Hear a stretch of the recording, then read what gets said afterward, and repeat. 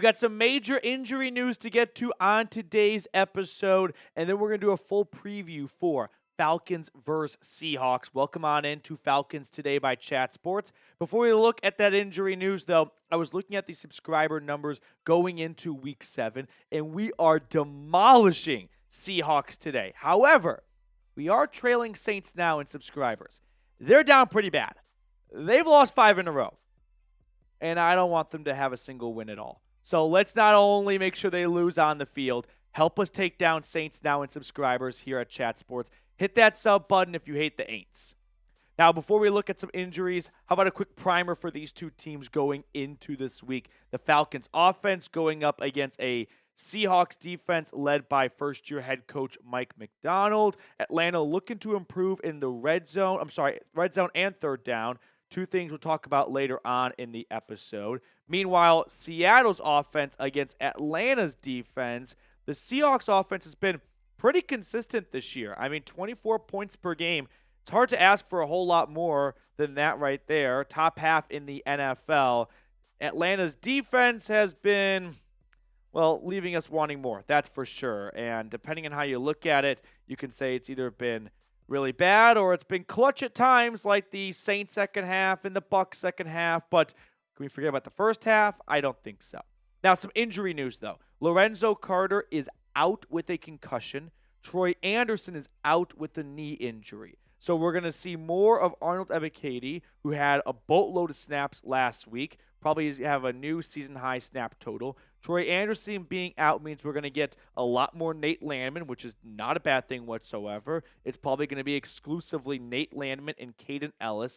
Maybe a little bit of JT Bertrand, but no two starters on defense right there. And then Justin Simmons, he is questionable with a hamstring injury. So you could be down 3 starters going into this game here. We'll hopefully get hamstring news we'll hopefully get some good Justin Simmons news on his hamstring as we get closer to kickoff, but out, questionable. Falcons linebacker room, like I said, will feature more of Landman with Andersen out another game. He's still dealing with a knee injury he picked up in the win over New Orleans. And then if there is no Justin Simmons, we'll see more of Richie Grant is my suspicion. Micah Abernath. Richie Grant is still going to be the next man up at the safety spot. So Jesse Bates hopefully will have his running mate next to him, but he is questionable with a hamstring injury. Now, getting into the Seahawks injury report. They've got a little bit of a longer list and some more, I wouldn't say notable names, but Tyler Lockett did not practice with a knee injury, not putting him in a great spot to play. Their starting right tackle has missed this week of practice with an injury as well. Byron Murphy, their rookie out of Texas, who had some words to say about Atlanta, he was limited with a hamstring, although I think he'll be good to go. And then 2 starting corners, Tre Brown and Riq Woolen, both did not practice with an ankle injury.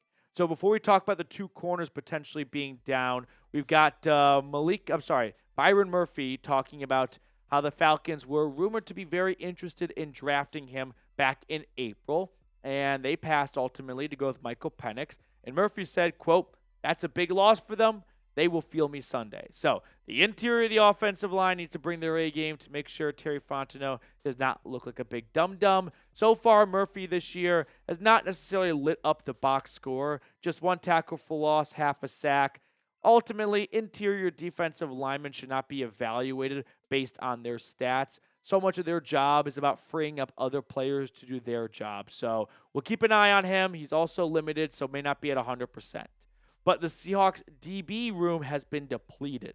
We're looking at 2 starting outside corners, Tre Brown and Riq Woolen, potentially missing Sunday's game. And their 2 backups are a pair of rookies. So Kirk Cousins, Drake London, and Darnell Mooney should be pinning their ears back to feast on what is a very, very banged-up secondary for Seattle. We have my 3 keys to victory to get to in just a moment, but give me your score prediction for Sunday. Falcons versus Seahawks. I'm going to give you my score prediction at the end of the video, but I do want to hear from everyone watching right now, so scroll on down and let me know. My first key to victory, continue the ground success. Bijan, Tyler Algier have both been phenomenal so far this season when it comes to finding a good balance between the two. If one's not quite at their A-plus game, the other guy is there to kind of pick up the slack a little bit. But Tyler Algier and Bijan Robinson in Week 6 had their best games each of the season, combining for 200 yards and 3 touchdowns. Now, they were playing a really, really bad Panthers team, and that is definitely worth acknowledging. But still, I would like to see the Falcons continue their success.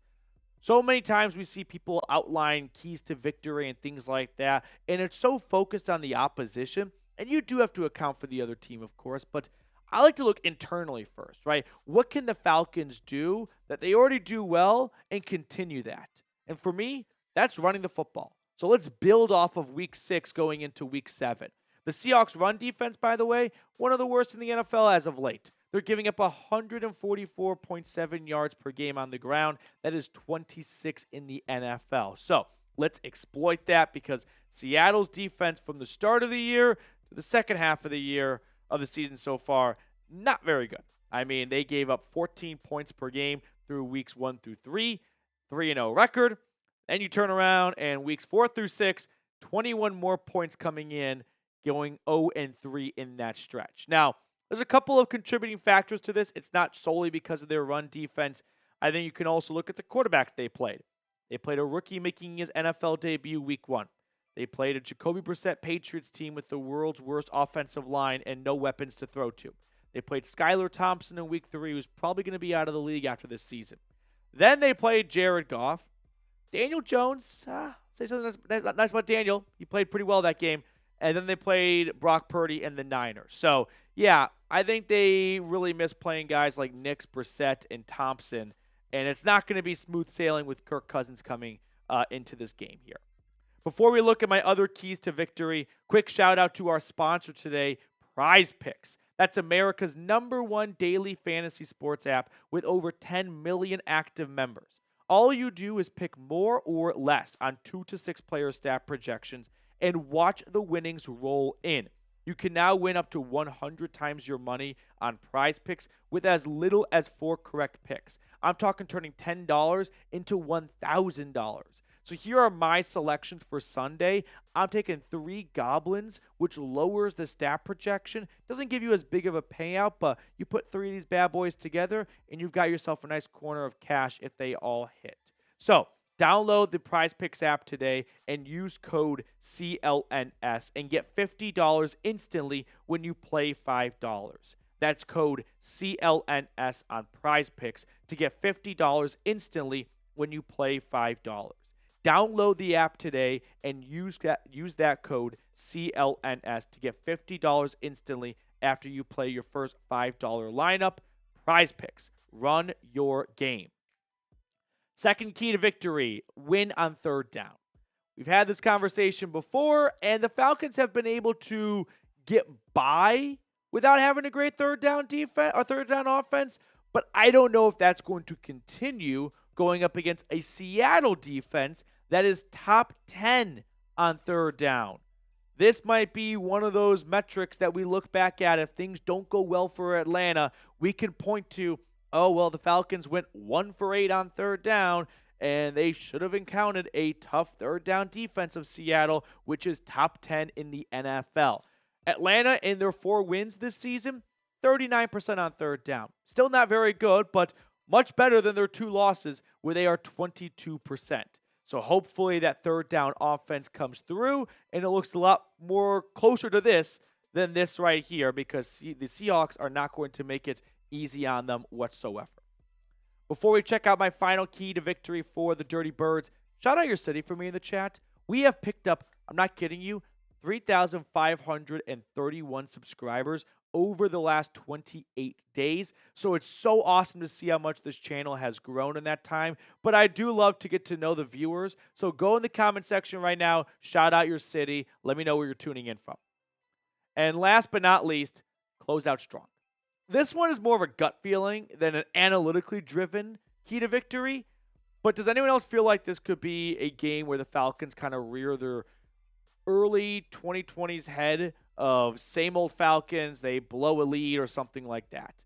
The Falcons so far this year in the fourth quarter have outscored their opponents 36-24, but most of that comes from the Carolina Panthers.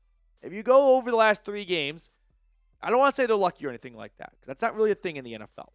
But you needed a Younghoe Koo field goal against the Saints very late to give yourself a chance, or to win the game. And then you needed a Younghoe Koo field goal again late against the Buccaneers to go to overtime. And you needed a 2-minute drive from Kirk Cousins, no timeout against the Eagles. Those are not lucky things. I mean, the Falcons put themselves in positions to have a chance, and they executed. But you don't want to fly too close to the sun. So I would love to have back-to-back weeks with no heart attack, just like the Panthers game. And that, to me, comes down to closing down shop in the fourth quarter. Not letting the other team get back in the game. Not making a silly turnover. Not making a dumb penalty or a dumb mental mistake. So, one too many times over the last 10 years, we have seen the Falcons invent horrible ways to lose games where we know the win percentage graphic, and then all of a sudden it goes way down at the last moment. None of that bull crap. That's behind us. That's the old Falcons. That's not the new Falcons. Win 4 in a row for the first time in a long time. So one last time, give me your score predictions in the comment section below. I'm going to give you my score prediction in just a second, but final call for anyone to give me yours in the comment section. For me, I'm going to go with a nice 7-point victory for the Falcons. 27-20. Hopefully this defense can, no pun intended, rise up a little bit here and kind of get their act together, maybe find a pass rush for the first time this year. But I trust the offense to score more than 24 points, no problem. So it really comes down to, can the defense hold the opposing team to under 24 points? I'm hoping they can with a big cross-country flight for Geno Smith and company.